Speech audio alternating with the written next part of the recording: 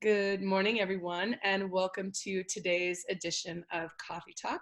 My name is Mariah Kindle, and I am the executive witch here at Liminal Magic Events. And today we are talking about the Witches Education Conference coming up on Beltane weekend, May 2nd and 3rd, 2020.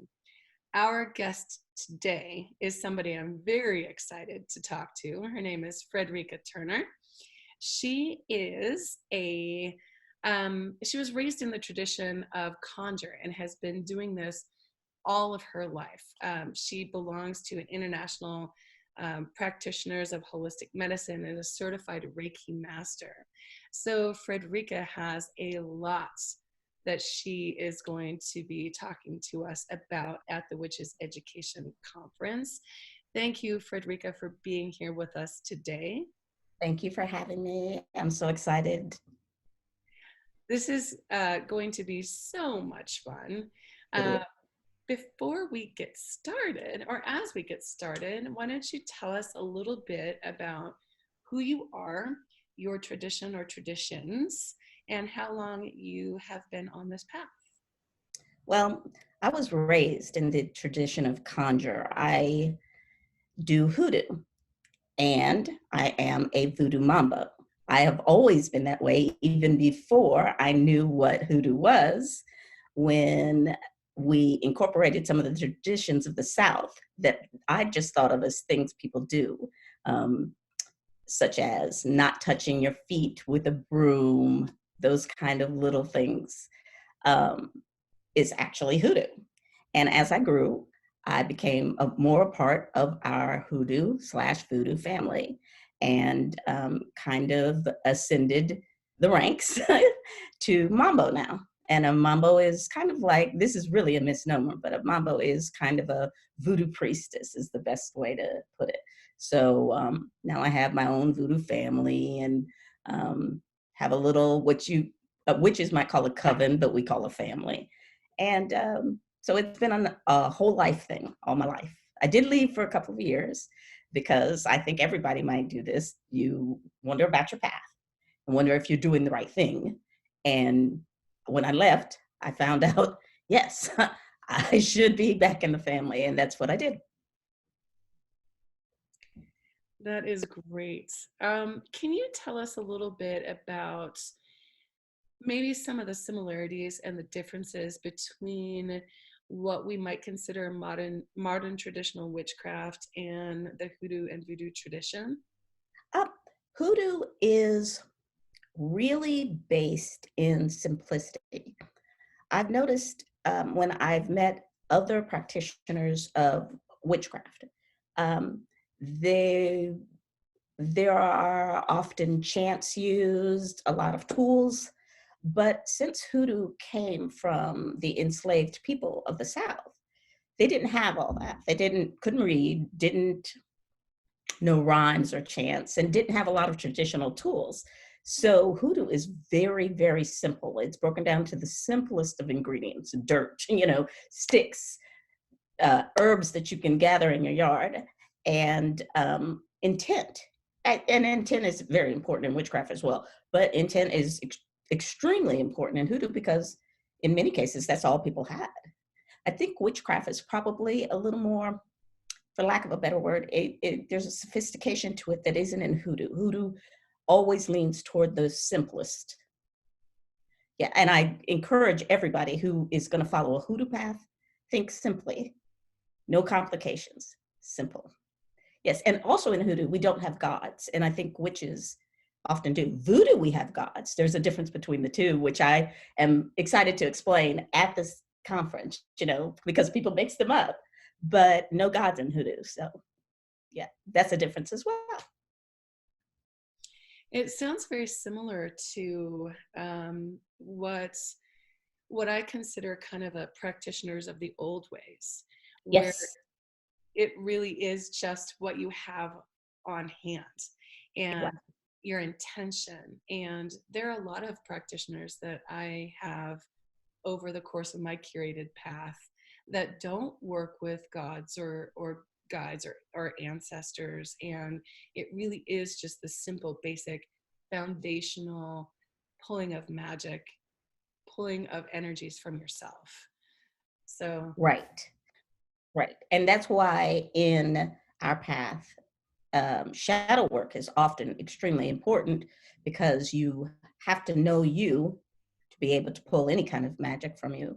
Tough, shadow work is always hard, but necessary. And especially great when you see what you want manifested. It's worth the work that you put into it. So, yeah, it's all about us. It's all about us.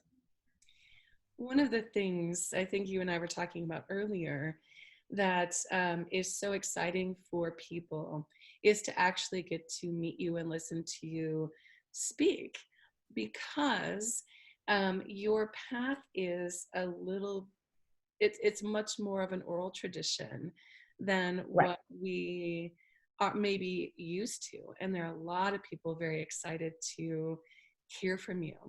And a lot of them are coming from a lot of different backgrounds. And Mm-hmm. so, what do you think is important about gathering people from these backgrounds, from different traditions, to learn from one another? I think that in general, especially Americans, we've lost a lot in our pursuits of money, technology, um, roads, all these things. We've lost something like a connection to each other and a connection to the world. And I think we're swinging back the other way, where people really are seeking that connection with each other. The only way, and it's important to remember this too, because it's Martin Luther King's Day today. The only way that we can achieve a higher self is to connect with each other and understand each other. So my path might not be like your path, but I can guarantee there are similarities and that we both pretty much want the same thing, a good world where we can all exist happily. And so that's what meeting does. It breaks down the barriers between the people. It something that might be mysterious and maybe even a little scary to you all of a sudden becomes clear. You say, "Oh, that makes sense. You want this, and I want something similar. Your children to be raised well, the earth to be clean, the sky to be blue, and everybody to be happy." That's what meeting does. I think it breaks down the barriers and misunderstandings. You find that people that maybe you thought were very different aren't that different at all. Aren't really different in the least.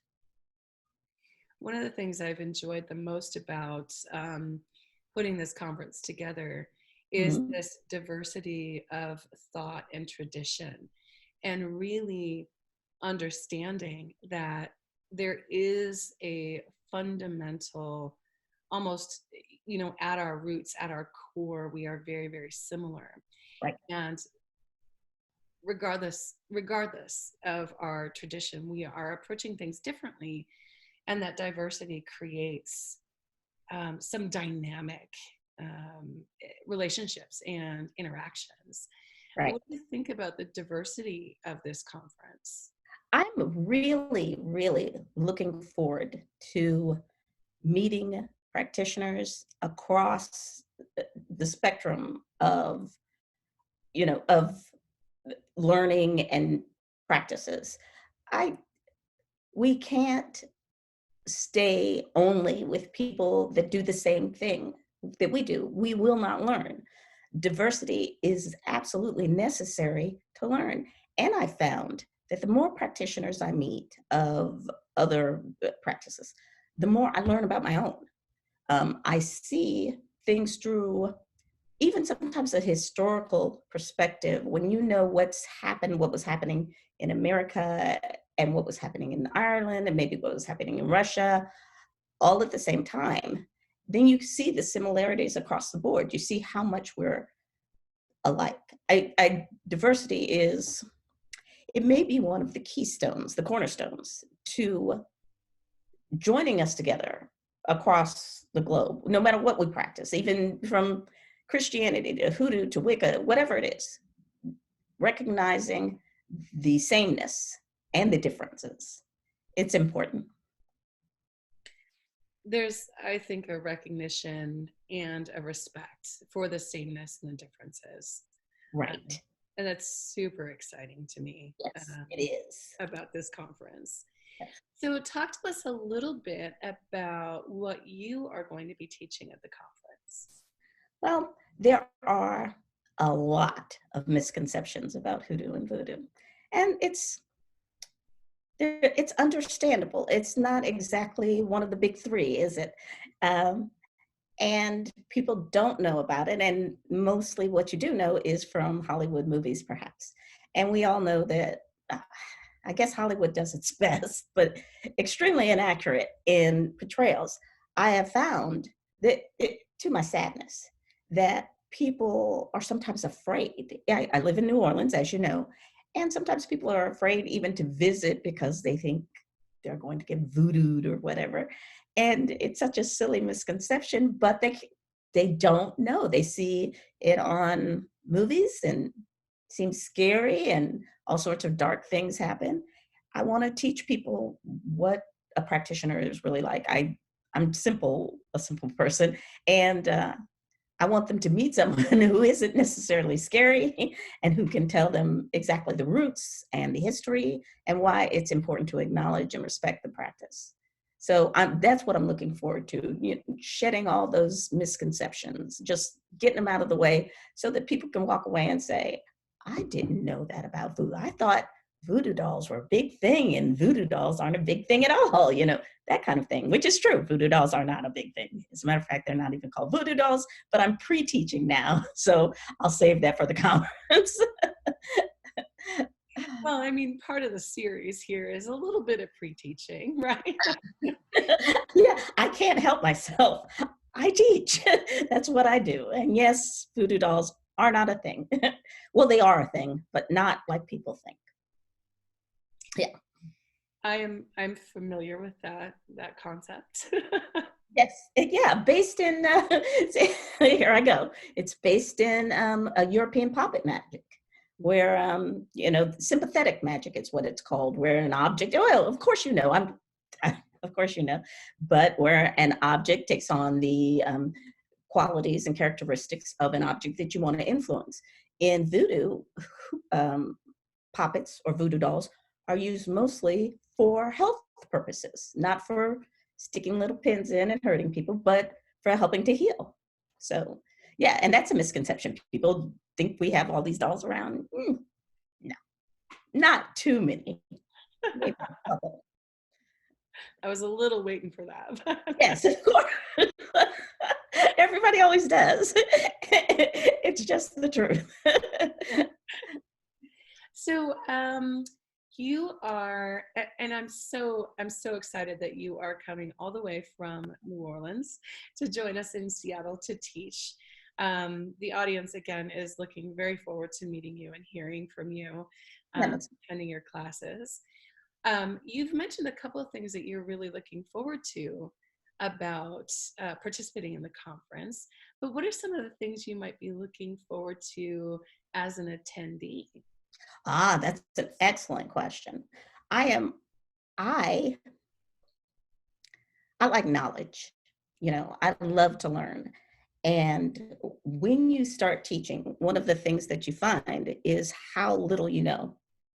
You're taught by people every day if you pay attention.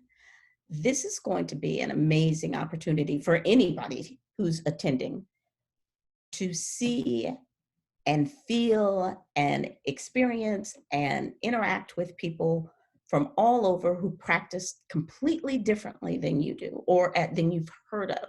The learning is going to be just like top level. And that's what I'm looking forward to. Maybe seeing something or hearing from somebody that I've never even experienced before and being able to listen to that.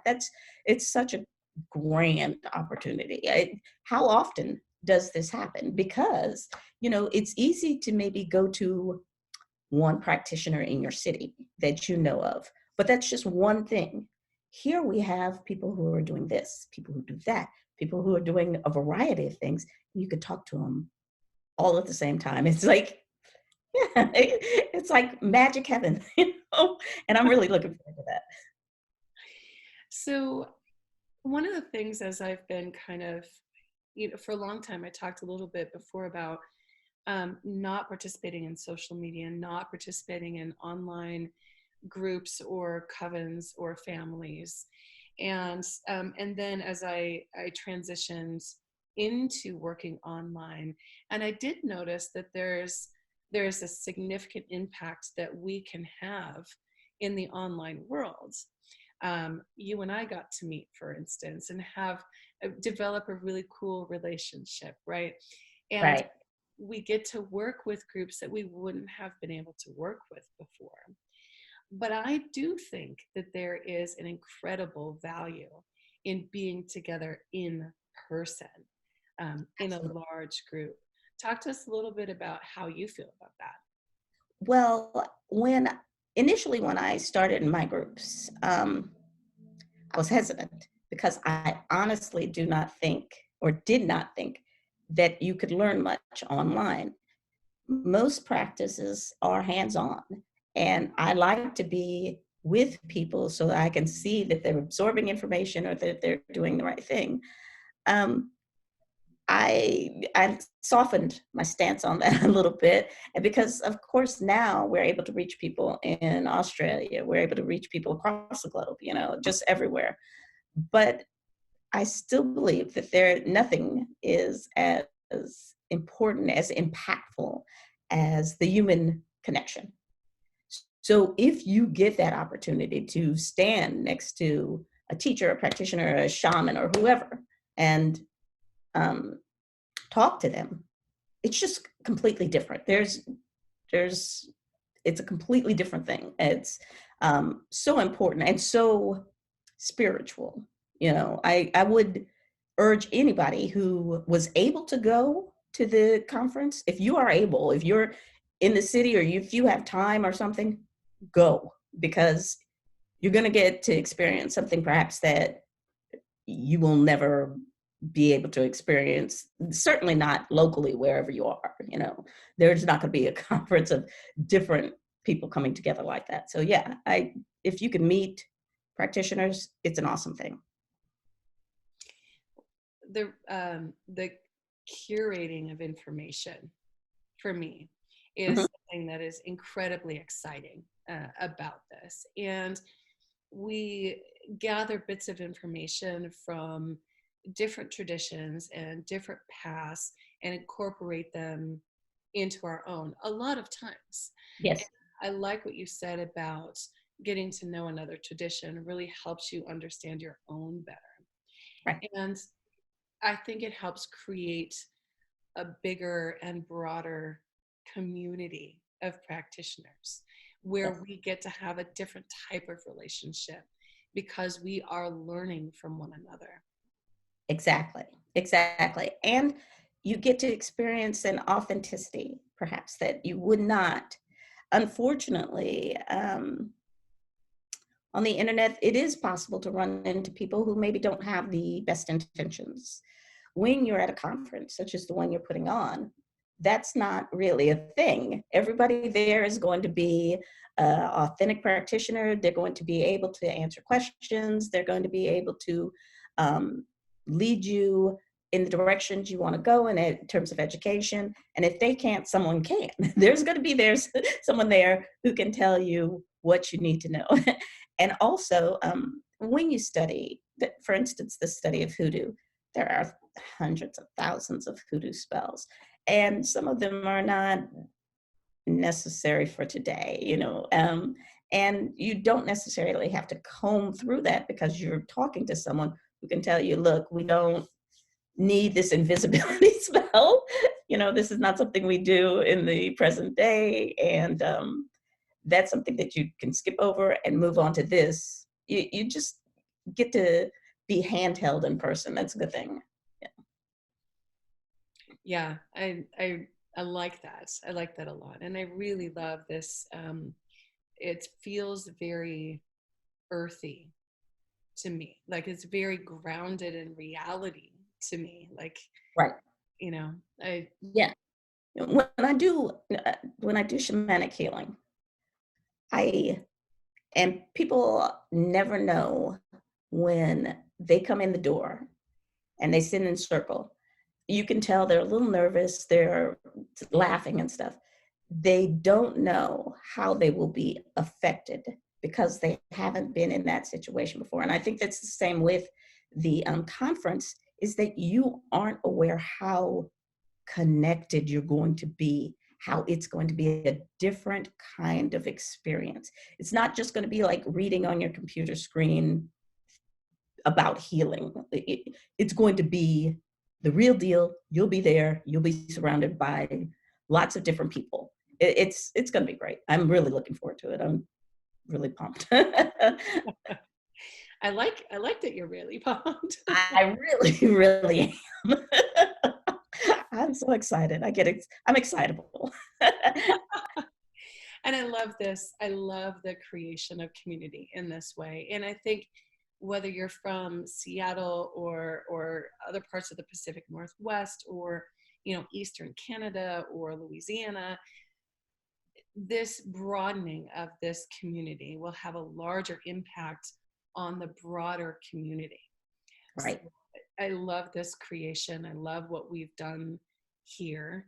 I Yeah. love the bringing together of experts to be able to start this growth and expansion of who we are to ourselves, who we are to our covens and families, and who we are to our community. Right.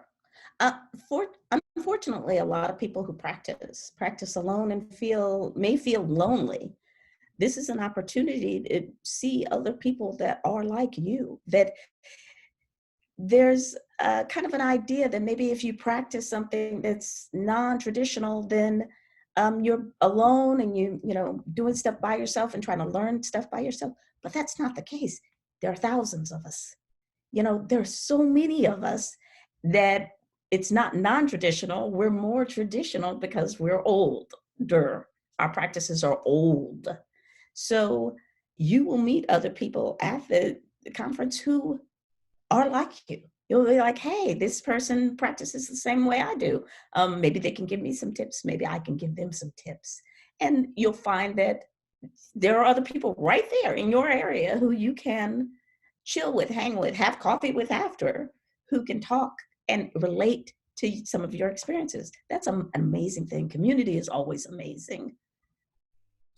I like the idea of taking what we consider, what we have considered ourselves to be, the fringe part of the community, and bringing us kind of fringy people a little bit closer together. Right. So I love the idea of taking a solitary out of being in solitude and coming together in a group. There's nothing like community, and feeling alone is not a fun feeling, especially when people have to come out to their families about their practices, or if they live in a small community, they could be ostracized or shunned, or it's, there's nothing good about that. There's nothing fun. And to go from a situation like that, where nobody in your community looks at you like you're normal or whatever, to everybody being, yeah, pretty much like you. When you say, I do this, yeah, I do it too. Dance under the moon, yeah, of course. What else would you do with the moon? you Right. know yeah. So, and it's an awesome thing. It's kind of like a jaw-dropping, like, I was fortunate because since I was raised in this tradition, I know a lot of people who practice. But some of the people who come to me for healing or counseling or whatever, nobody. And they're alone. And that's not a good feeling. So this is an opportunity to hook up with people, share stories, make friends. What's better than that? Right. Make friends for Make, sure. Right. make friends. Yeah, that you can see every year over and over again, or maybe if you're lucky, they live close by, you guys can be friends. It's awesome. Awesome. Thank you so much for joining us today on this edition of Coffee Talk. I am so excited to get so much closer to this conference. And as we get closer to the conference, we will be doing a lot of communicating about what's going on. And for everybody who's listening today, I'd like to invite you to take a look at the website to learn more about Frederica and what she's teaching. You can go to the website at witchyeducation.com. There's ticket information and information about all of our speakers on that website. So please join us over there on the website, and I look forward to seeing you next time. Thank you Thanks, so guys. much, Mara. Thank you.